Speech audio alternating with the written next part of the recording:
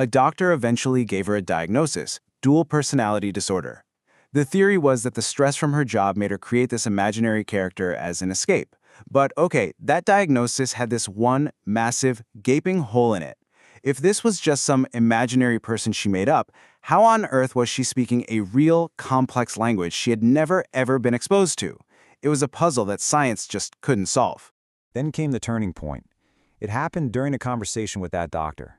He called her Uttara, and the woman in Uttara's body just snapped back at him in Bengali.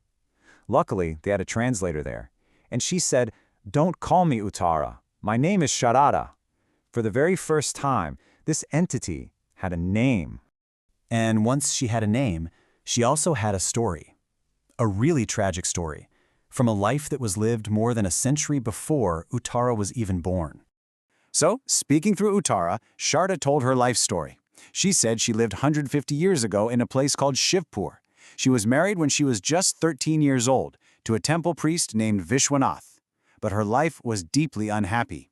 After almost a decade of marriage, her husband started blaming her for everything that went wrong, his money problems, and the fact that they couldn't have children.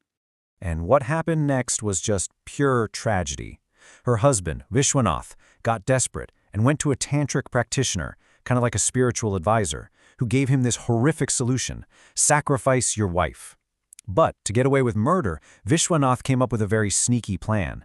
He got a venomous snake, brought it into their house, and just let it loose. The snake bit Sharda, and everyone thought her death was just a terrible accident. But the horror didn't stop there. Her husband hated her so much that he didn't even perform the proper funeral rites for her. And according to her story, because of this, her spirit got trapped here on Earth. It couldn't find peace, couldn't move on. She was just left to wander for over 150 years.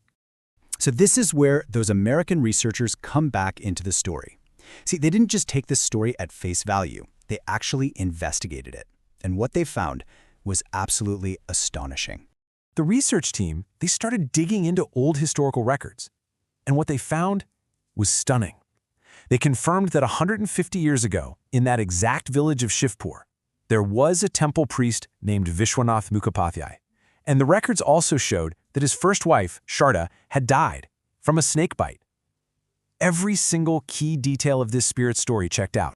And then came the biggest twist of all. This wasn't some violent spirit looking for revenge. One day, Sharda spoke directly to Uttara's mother. She actually said she was sorry for all the trouble she was causing. And then she made a simple request. She asked them to perform a final peace ritual for her, a Hindi ceremony called a puja, so her soul